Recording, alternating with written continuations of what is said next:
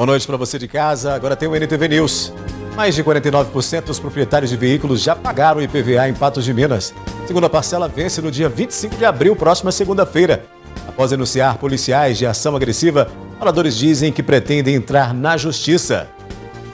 Idoso cai em bueiro e resgate mobiliza o corpo de bombeiros. Criança é transportada às pressas para atendimento médico na capital, o que muda com a habilitação do Ministério da Saúde no Hospital Regional. Futebol.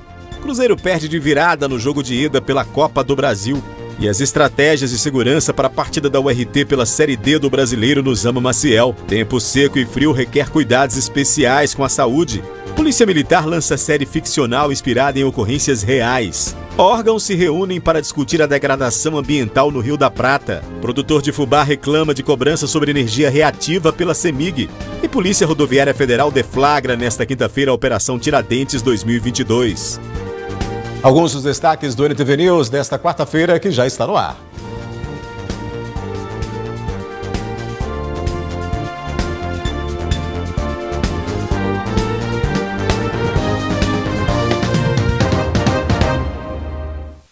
Equipes do Corpo de Bombeiros foram mobilizadas para socorrer um idoso de 71 anos na tarde de hoje, em Patos de Minas. O homem caiu em um bueiro que fica na esquina das ruas Formiga e José Pereira da Fonseca. A vítima ficou com o pé direito preso na estrutura e precisou ser resgatada. Um serralheiro prestou ajuda durante a ocorrência, auxiliando no corte da barra de metal. O idoso apresentava ferimento com corte e contusão na altura do joelho direito e após os primeiros atendimentos ele foi encaminhado ao atendimento médico. Olha, após polêmica e denúncia de excesso da Polícia Militar durante a ação no último fim de semana em Presidente Olegário, alguns dos envolvidos relatam que estão sendo ameaçados. O tumulto começou na tarde de domingo, após jovens se reunirem em uma praça para promover uma ação solidária com crianças carentes do bairro Andorinhas, em Presidente Olegário. O que era para ser uma tarde de lazer acabou se tornando um cenário de confronto minutos depois. Tudo foi gravado pela população, inclusive a ação dos policiais que, para muitos presentes no local, não foi a mais apropriada.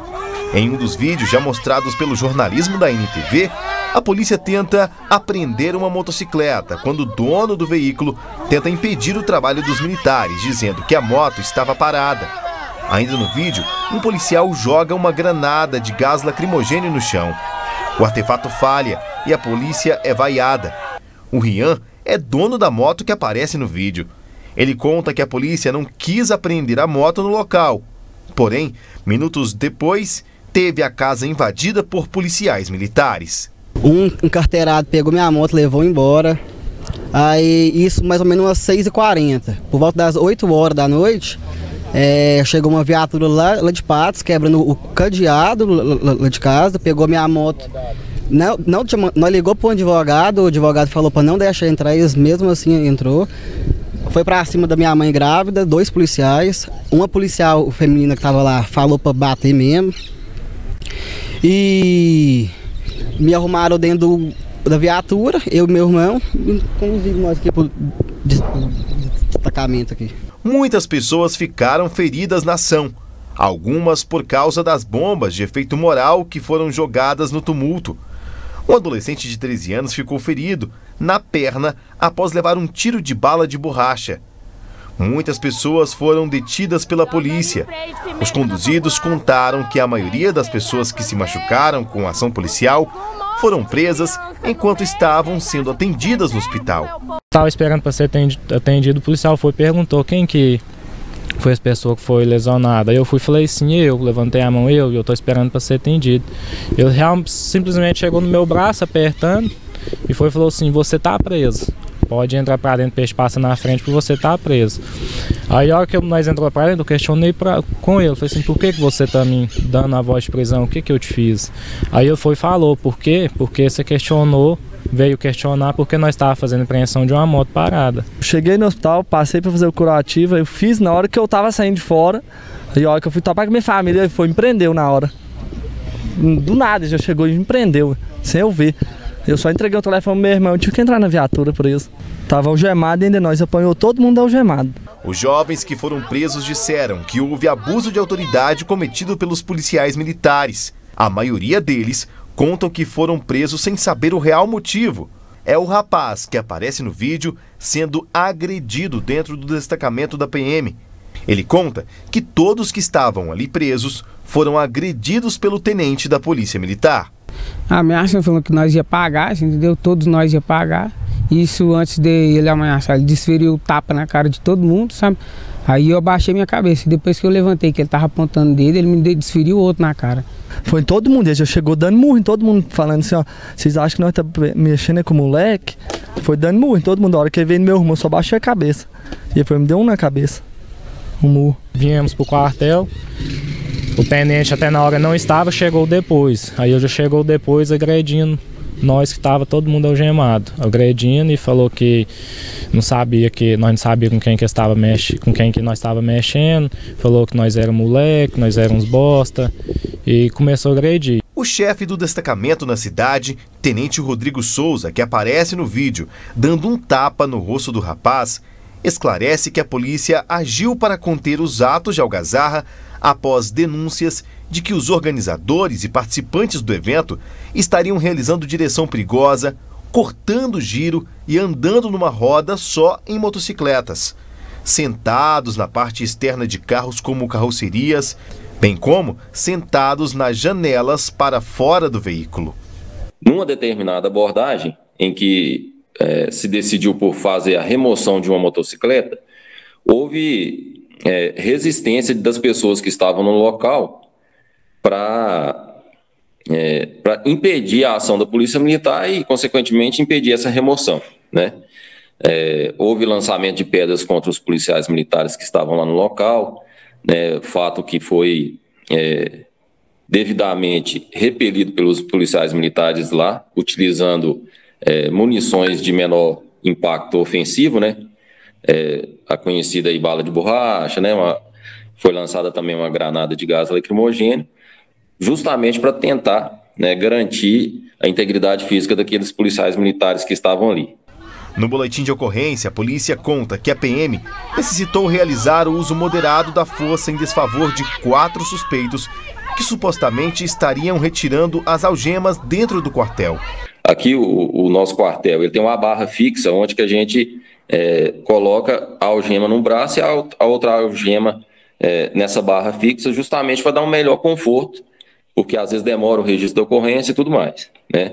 E alguns desses conduzidos haviam retirado, né, as algemas da barra fixa, e foi usado de força moderada, de controle de contato, para que esses cidadãos, né, recolocassem a algema lá na barra fixa, né? Essa foi a situação que aconteceu. Não houve agressão, não houve prática de lesão corporal, nada disso. A versão do policial é contestada pelos rapazes que foram presos. Isso é mentira, não existe lógica, nós não tem chave de algema e a barra é muito grossa. Como é que pra gente tirar um trem daqui, a gente tem que quebrar a própria mão. Estava algemado um braço, só uma mão. Ainda de acordo com a versão apresentada pela polícia através do boletim de ocorrência, os jovens foram presos por suspeitas de lesão corporal, direção perigosa, dano ao patrimônio e desobediência às ordens policiais. Um dos policiais chegou a ser atendido no hospital. Ele alega ter recebido uma pedrada no rosto por um dos rapazes. Um dos policiais militares recebeu uma pedrada na testa, teve corte, sangramento. Os rapazes conduzidos para a delegacia disseram que estão com medo. Muitos tomaram trauma da polícia, temem ser perseguidos. Falou que vai ferrar com nós, né? O que eles puderem fazer para ferrar com nós vai fazer. Com medo, né, do que eles podem fazer, né, marcar a gente. Se que acontece com a gente preso e a gente nunca foi, né? Você tá num quarto daquele ali, se ele entra na cabeça da gente, aí primeiro dia que nós veio, não. Primeiro dia a bala, né, o psicológico. Né? É igual eu mesmo, nem de casa eu não tô saindo.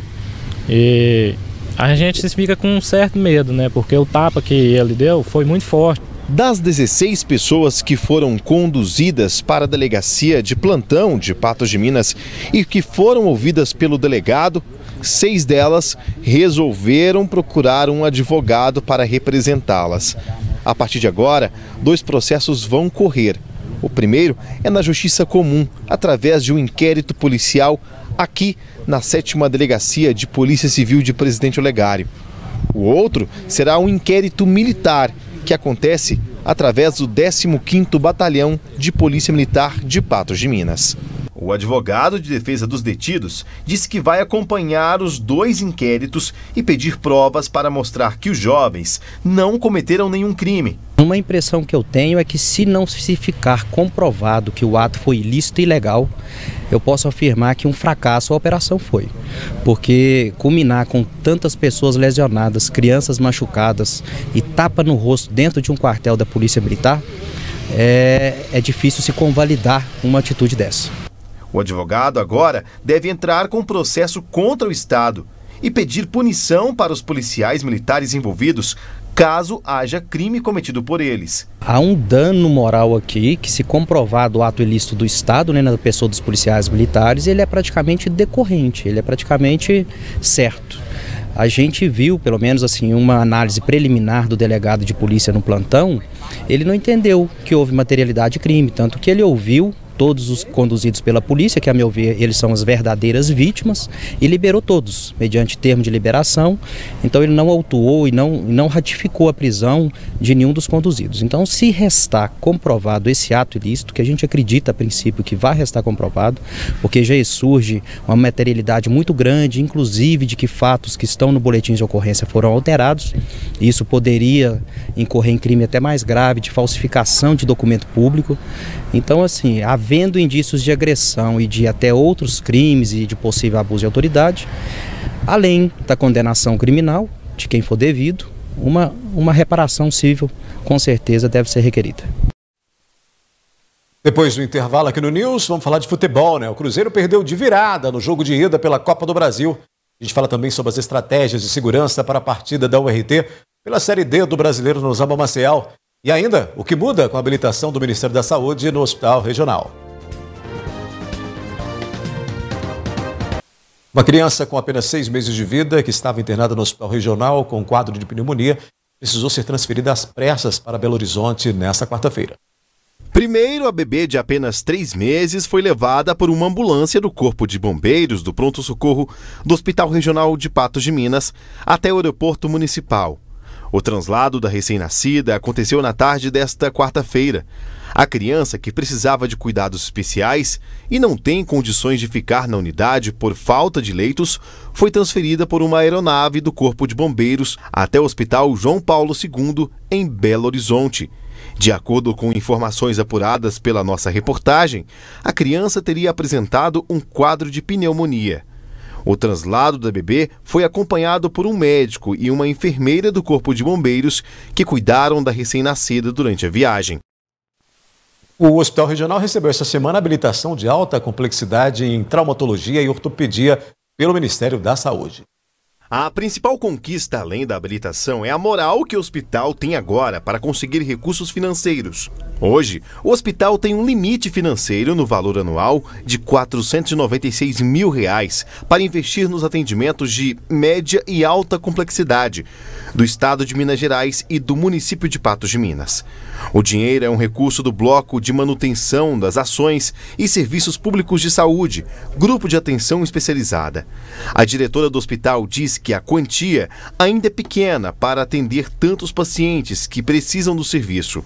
Porém, a habilitação é uma conquista para a unidade. Para nós foi uma grande conquista, né? Um marco histórico no Agarrad, né? Uma vez que o Agarrad já vem pleiteando, né, esta habilitação há vários anos e já vem realizando procedimentos de alta complexidade, né? Sem a remuneração, sem essa habilitação pelo Ministério da Saúde.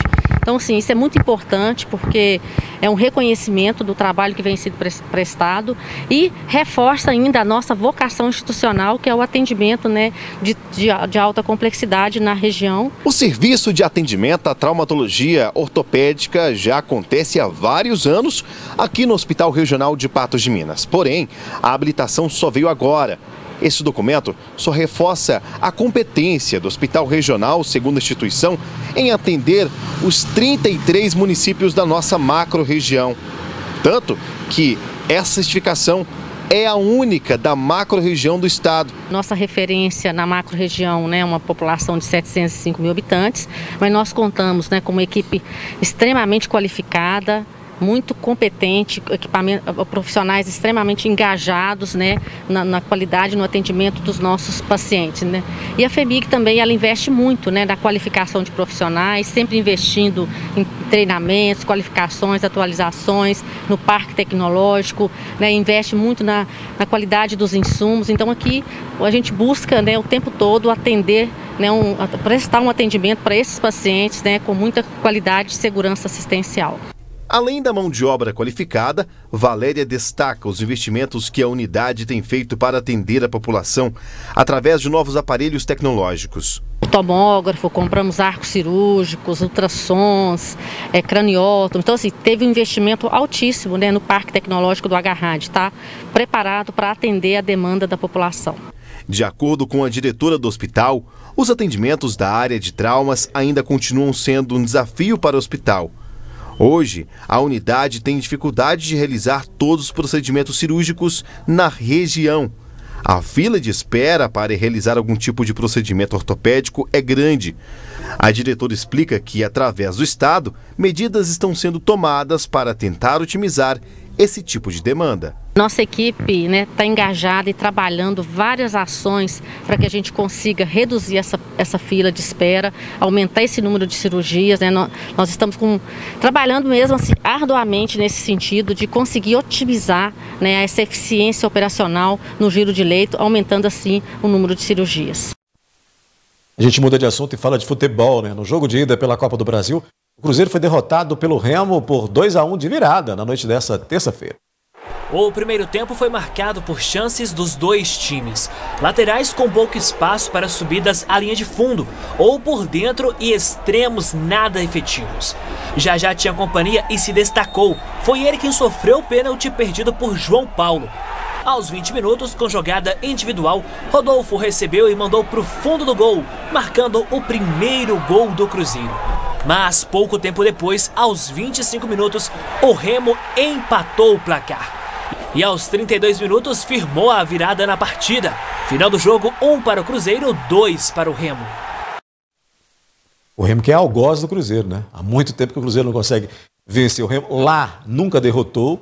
No ano passado, na temporada 2021, foram 2 derrotas e agora mais uma pela Copa do Brasil. Com este resultado, o Cruzeiro só se classifica se ganhar por 2 ou mais gols de diferença, né? No duelo de volta que será realizado no dia 11 de maio, às 19h30, no Mineirão, em Belo Horizonte. No sábado, às 16 horas, a URT recebe no estádio Zama Maciel Nova Venécia, em partida válida pela segunda rodada da Série D do Brasileiro.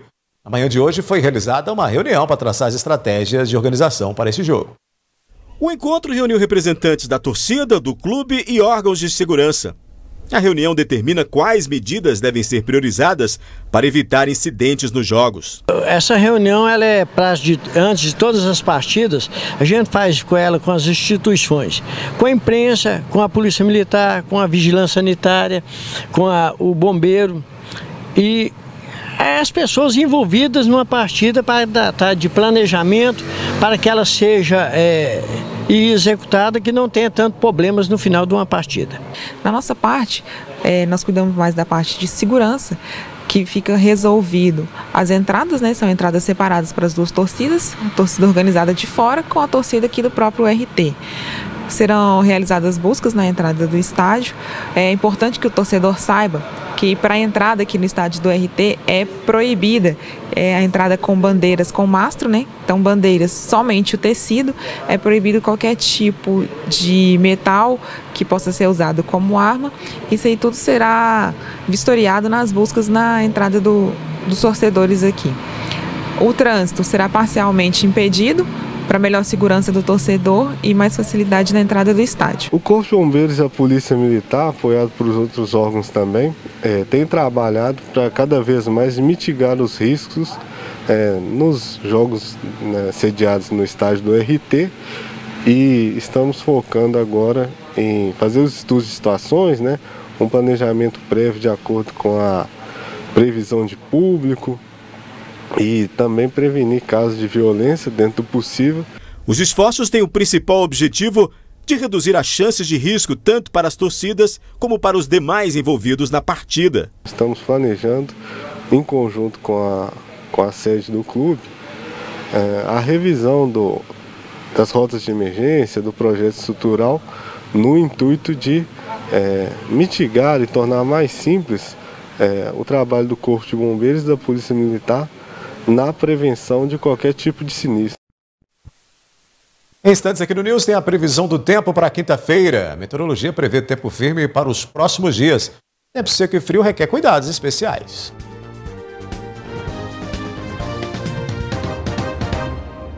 O tempo esfria e a baixa na temperatura requer cuidados, para evitar as ocorrências relacionadas principalmente a gripes e resfriado. A queda de temperatura proveniente da chegada do outono traz consigo os resfriados e gripes. A estação que antecede o inverno é caracterizada pela transição do clima que começa a esfriar e conta com menos horas de luz solar. Esse é o período onde começam as doenças respiratórias de forma mais frequente. A gente tem várias. A gente tem os resfriados, tem os quadros virais, resfriado comum, a gripe, a gente tem quadros de faringite, quadros de laringite e a gente tem mais frequentemente a exacerbação de quadros outros que são os quadros alérgicos. Então, aqueles pacientes que têm os quadros de rinite alérgica, há também uma piora dos sintomas e da intensidade desses sintomas nessa época. O frio em si não é o inimigo das vias aéreas, mas o funcionamento das mesmas fica prejudicado durante o período. Nariz, garganta, o pulmão, eles vão funcionar melhor quando o clima tiver mais úmido, ele tiver mais quente. Quando chega o ar frio e seco, a mucosa, que é a pele que a gente fala que reveste toda essa parte respiratória, ela vai funcionar pior, ela vai depurar, jogar para fora as sujeiras e o muco que se acumula com mais dificuldade.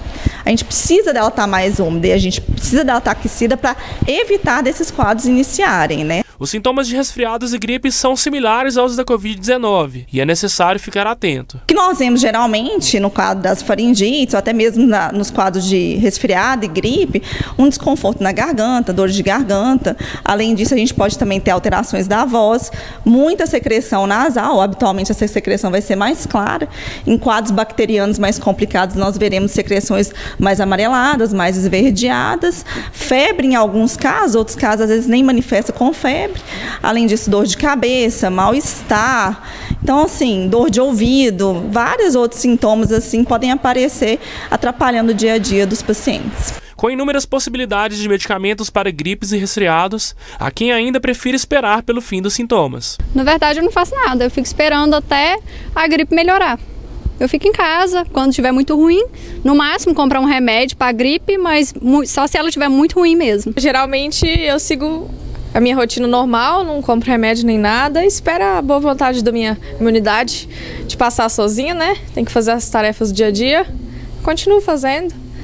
Aí quando a coisa está muito séria, de vez em quando a gente vai no hospital ou toma um remedinho, um xarope, como a mãe manda, mas geralmente é só isso mesmo. Outros apostam na automedicação para sanar mais rapidamente os problemas gripais. Atualmente eu já estou procurando mais a automedicação, A gente não está mais num período tão crítico da pandemia, então todos nós a gente já tem um pouco mais de habilidade, já sabe se pode ser um Covid, se não pode, e eu tenho muita crise alérgica, então se eu tivesse que ir no hospital toda vez que eu tivesse uma rinite, nossa senhora, então eu opto mais pela automedicação mesmo. Segundo a otorrinolaringologista Marcela Lima, os cuidados preventivos não são complicados. Começam com o simples ato de arejar os ambientes. Além disso, é possível realizar a lavagem nasal por meio de descongestionantes que umidificam a mucosa.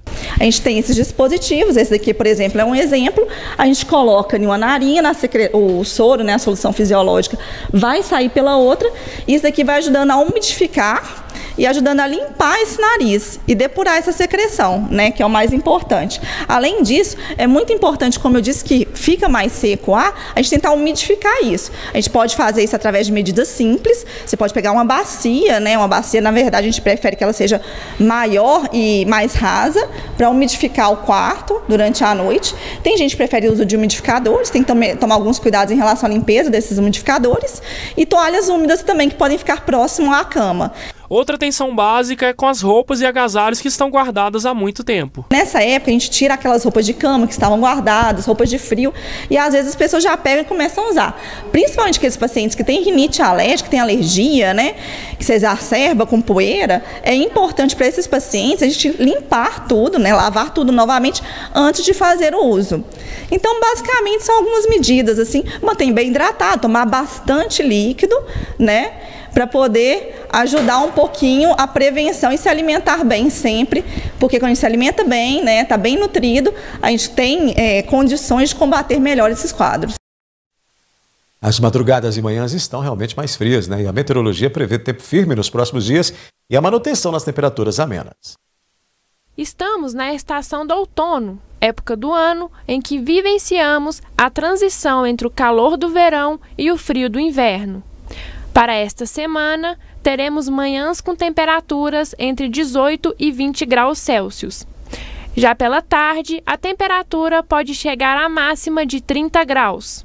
Eu acredito que por volta de sábado nós devemos ter uma queda significativa na temperatura mínima, mas isso é só pontual e logo imediato ela volta a subir novamente. Nós estamos aguardando as entradas das frentes frias pelo continente. Por enquanto essas frentes frias estão subindo pelo oceano, o que não causa muita variação aqui para a nossa região. Então estamos aí com temperaturas oscilando entre 18 de mínima, 17 e até 30 em termos de máxima. Para esta semana, não há previsão de chuva. Previsão de chuva também, basicamente, é muito pouca, e esperamos aí que para as próximas semanas tenha um retorno das chuvas e com isso diminua um pouco a temperatura também e aumenta a umidade. Umidade é outra questão importante. Devemos ficar de olho na umidade relativa do ar, que por enquanto está relativamente baixa em relação à nossa necessidade, porque está em torno de 40% e a nossa necessidade está em torno de 60%. Vamos conferir então aí como é que fica o tempo em Patos de Minas amanhã, em Patos e nos municípios vizinhos. Previsão do tempo. Oferecimento New Color. Óculos completo por apenas R$ 99,00. New Color, 3 óticas em Patos de Minas. A quinta-feira deve ser com poucas nuvens e estabilidade no Alto Paranaíba e Noroeste. Em Patos de Minas, as temperaturas oscilam entre mínima de 17 e máxima de 31 graus. Em Lagamar, a previsão é de máxima de 32 graus. Em São Gotardo, mínima de 16 e máxima de 30 graus. Em Presidente Olegário, a máxima prevista é de 33 graus. E em Tiros, mínima de 16 e máxima de 31 graus nesta quinta-feira.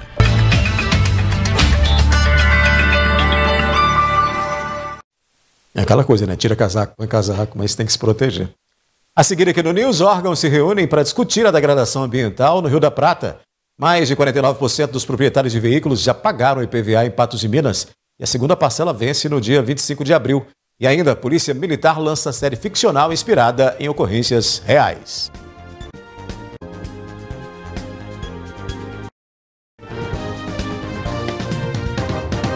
Os proprietários de veículos devem ficar atentos aos prazos de pagamento do IPVA 2022. A escala para a segunda parcela vai de 25 a 29 de abril, conforme a Secretaria de Estado de Fazenda de Minas Gerais. O município de Patos de Minas conta com uma frota de 103.822 veículos. De acordo com as informações da CEF, até agora o órgão recebeu cerca de 40 milhões de reais, ou pouco mais de 49% do total emitido ajustado, que é de 81 milhões. Os omissos somam, ou seja, os impostos ainda não pagos, né, superam aí os 41 milhões de reais que estão por receber ainda pela CEF. Uma série inspirada em ocorrências reais foi lançada na manhã de hoje pela Polícia Militar de Minas.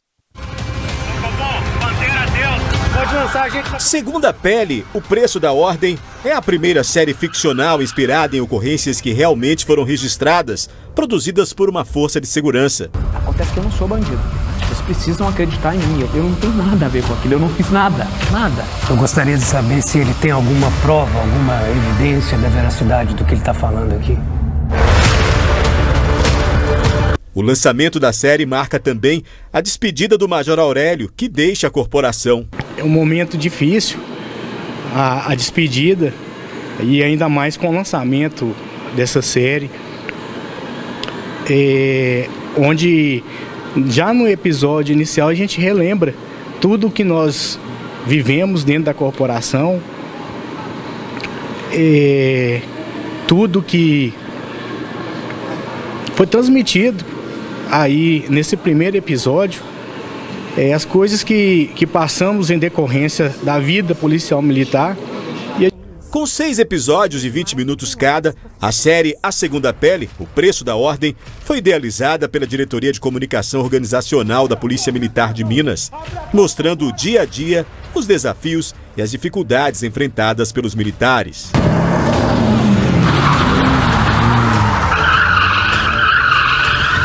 Se entrar aqui dentro, eu vou ter todo mundo, porra! Em meio ao momento inédito para a corporação, o Major Aurélio, que sentiu na pele durante o tempo de polícia o que é mostrado na série, disse que deixa a PM com a sensação do dever cumprido. Missão cumprida, a gente sai com o coração não amargurado, não tensionado por forças, e sim pela sensação do dever cumprido em todos os lugares que passamos.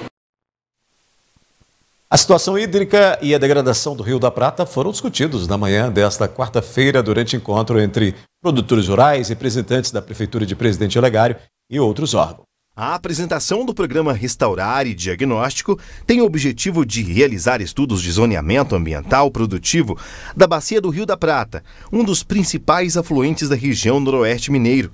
O evento, para falar sobre a situação do Rio da Prata, contou com a presença de produtores rurais, entidades do comércio, prefeito e com um discurso da ex-secretária de Agricultura do Governo do Estado de Minas, Ana Valentini. Por mais de uma década, os moradores de Presidente Olegário, das fazendas aqui da região, começaram a notar que faltava água no Rio da Prata, que também nasce aqui no município.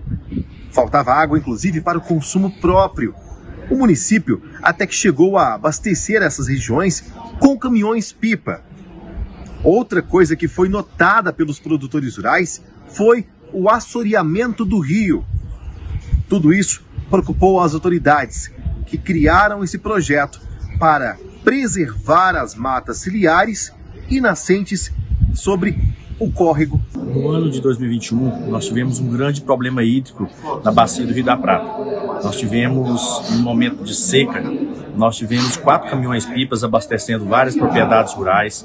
Mais de 50 famílias precisavam do nosso apoio, precisavam da nossa parceria para manter animais, para manter água potável em casa. Então, nós, de imediato, já procuramos alternativas.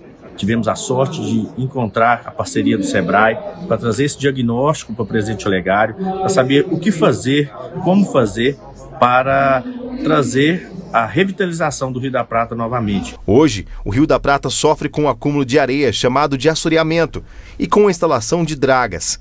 Muitos produtores rurais também utilizam a água do rio para irrigação, o que abaixa ainda mais o nível do rio. O João é dono de uma fazenda que fica na região de Tiririca, próximo à nascente do Rio da Prata. Há 20 anos, ele conta que promove ações para preservar as áreas onde fica o rio. Lá na minha fazenda tem 2 represas lá que eu construí e elas são todas cercadas. A gente faz essa ação para evitar que o gado entre dentro, né, vem danificando mais. Então eu tenho já influenciei vizinhos meus a fazer esse tipo de ação também. Então tem melhorado, o pessoal tem nos últimos anos tem conscientizado que a gente precisa fazer isso.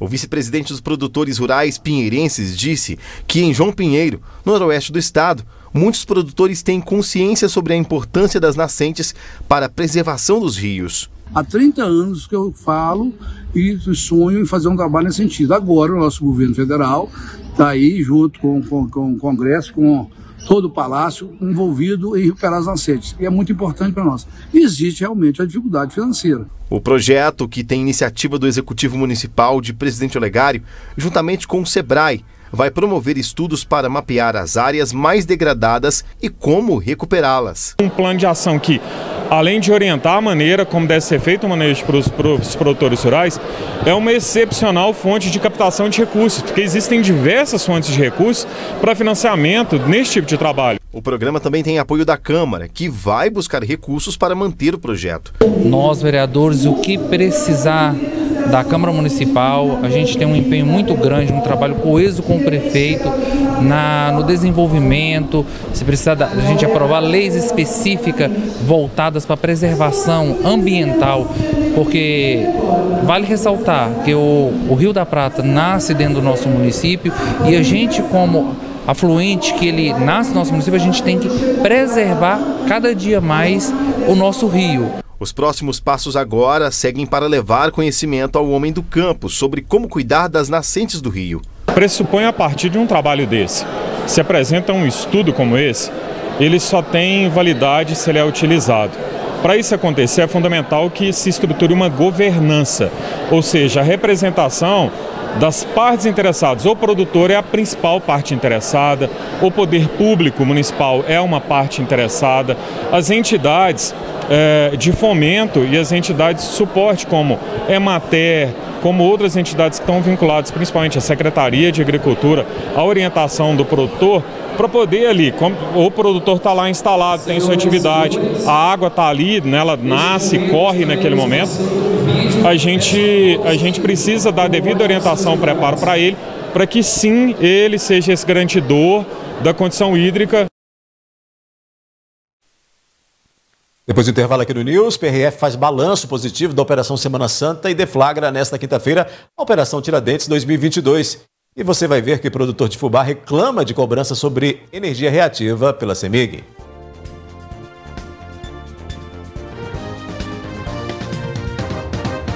Agora a gente mostra a indignação do proprietário de uma empresa que atua na fabricação de fubá e que reclama de supostas cobranças indevidas por parte da CEMIG.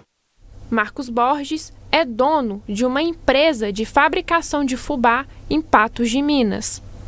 Há 2 anos, a empresa produz a própria energia através de painéis solares. Porém, desde janeiro deste ano, a CEMIG está realizando cobranças indevidas. Em dezembro do ano passado, Marcos pagou R$ 130. O valor é referente à taxa mínima da CEMIG. Já neste ano, as contas passam do valor de R$ 1.000. A partir da conta de janeiro, eles vieram com cobranças indevidas, sabe? Então, só que na conta de dezembro, a energia reativa era 1. Em janeiro, eles consideraram que em dezembro era 3.077. Eles inventaram na conta de janeiro que em dezembro já era 3.077. Aí eles quiseram cobrar 9.000 kW de energia reativa. Um absurdo, porque as contas anteriores eram 0. Todas as contas anteriores eram 0. E a empresa não mudou nada. Os motores, tudo que está ligado, tudo que funciona na empresa hoje é exatamente há 2 anos, há 4 anos atrás. Nós não compramos equipamento, máquina nenhuma. Então não se justifica. Da noite para o dia, eles inventaram que gastou 9.000 kW de energia reativa. O empresário entrou em contato com a CEMIG. Eles nos pediram 15 dias úteis para dar uma resposta. Só que ao invés de uma resposta, como eu pedi, que eu queria um esclarecimento, eles resolveram, para me calar, eles resolveram reduzir a conta pela metade. A cobrança continua indevida, mas eles falam assim, não, vou cobrar só a metade, aí cala ele paga e fica satisfeito. É isso que eles tensionaram. Então daí se vê claramente a ilicitude da cobrança deles, porque se fosse uma cobrança justa, eles tinham mantido a cobrança, tinham me dado a satisfação e cobrado, mas não, eles pegaram, voltaram atrás, reduziram pela metade a conta, refizeram a conta, compreendeu? Para me calar. Marcos realizou o pagamento das contas, porém irá pedir reembolso. Constituir um advogado, vou impetrar uma ação judicial, vou pedir ressarcimento por perdas e danos, por lucro cessante, porque eles vieram aqui hoje arbitrariamente e cortaram a nossa energia. Nós tínhamos protocolado um pedido, como eu te adiantei, eu fiz um pedido por telefone e um pedido pela internet, buscando esclarecimentos sobre essas cobranças. A CEMIG realizou o religamento da energia na noite do dia 19, terça-feira. Porém, Marcos pede explicações sobre as cobranças indevidas. Por meio de nota, a CEMIG informou que a cobrança da energia reativa reclamada pelo cliente atende uma resolução normativa da Agência Nacional de Energia Elétrica que determina essa cobrança. A CEMIG esclareceu ainda que os clientes enquadrados nessa resolução foram informados previamente que a cobrança ocorreria a partir de janeiro de 2022. Inclusive, o texto diz que esses esclarecimentos teriam sido repassados ao cliente durante atendimento presencial realizado na agência de atendimento da CEMIG em Patos de Minas. Aí o que a gente vê, né, e imagina é que faltou como o que a gente sempre diz aqui, né? Faltou uma aproximação maior com o cliente, uma conversa a mais, uma prestação do serviço a mais para o cliente entender o que seria tudo isso, né? Para não causar todos esses transtornos aí. É o que a gente fala com relação ao atendimento da Copasa também se aplicando aí a essa aproximação com o cliente, também pela CEMIG, concessionária de energia elétrica. E muitas vezes esse cliente acaba recebe a informação, mas não entende bem o que significa aquilo. Então falta também aí um esclarecimento maior por parte das concessionárias antes que isso se torne um problema, que isso se torne uma ação na justiça, que isso se torne aí uma reclamação, inclusive, por meio da imprensa. A Polícia Rodoviária Federal fez balanço positivo das ações realizadas na BR-365 durante a Operação Semana Santa e deflagra, nesta quinta-feira, amanhã, a Operação Tiradentes. A Polícia Rodoviária Federal finalizou no último domingo a Operação Semana Santa, que tem o principal objetivo de alertar os motoristas e coibir crimes de trânsito que podem causar vítimas fatais. Inclusive nessa região aqui, onde existe a rodovia 365, uma das mais movimentadas do estado, que corta Patos de Minas, vai até Uberlândia. E eu vou conversar agora com o inspetor terceiro, ele que é da Polícia Rodoviária Federal, para dar um balanço, né? Nesses dias de fiscalização, vocês fizeram algumas notificações aos motoristas que estavam irregulares, né? Aproximadamente 30 notificações feitas. De fato, a Operação Semana Santa, né, foi do dia 14 até o dia 17 aí, quinta, sexta, sábado e domingo, feriado prolongado. O pessoal tem uma tendência aí a desrespeitar a legislação, infelizmente, né, não são todos. Contamos com bons motoristas no trecho, mas alguns não tão bons assim. E aí tivemos ocorrências também, tivemos um acidente com 2 vítimas leves, mas teve 3 vítimas leves, perdão, mas teve vítimas, né? E muitas notificações de ultrapassagem, de alcoolemia, e nos chamou a atenção também uma quantidade muito grande de notificação porque o pessoal estava sem o cinto de segurança. Esse feriado não vai ter restrição, então a gente já começa pedindo ao motorista que ele programe a viagem dele. Programe sabendo que vai ficar um tempo maior aí na estrada, né?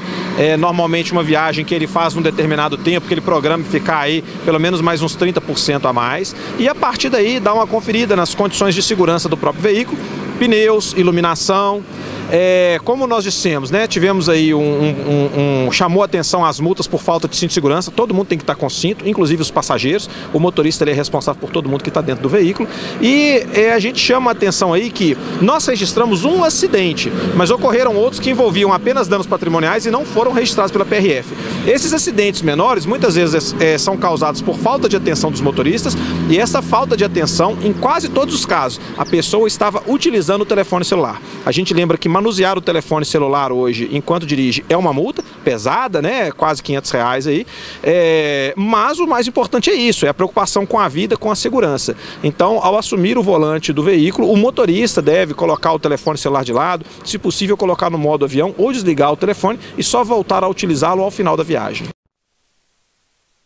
Tem que ter muita prudência, né? Vai pegar a estrada, tem que ter prudência, analisar tudo antes de pegar o veículo e colocar aí para uma viagem nesse feriadão. É bom ficar muito atento, porque todas essas dicas que a PRF passa, a gente vai, nessas datas, né, de pré-feriado, que antecedem os feriados, são dicas pontuais, são dicas aí que são as mesmas para qualquer época em que as estradas ficam com fluxo maior de veículos. Então aí é o discernimento de cada um que vai conduzir o seu veículo pelas estradas, ter essa atenção antecipada durante e também após aí essas viagens, para não causar problemas para si ou para os outros usuários da via, né? O NTV News fica por aqui. A gente se encontra amanhã às 11h30 no 30 Minutos e às 19 horas novamente em edição aqui no News. Boa noite para você, obrigado pela companhia e até amanhã.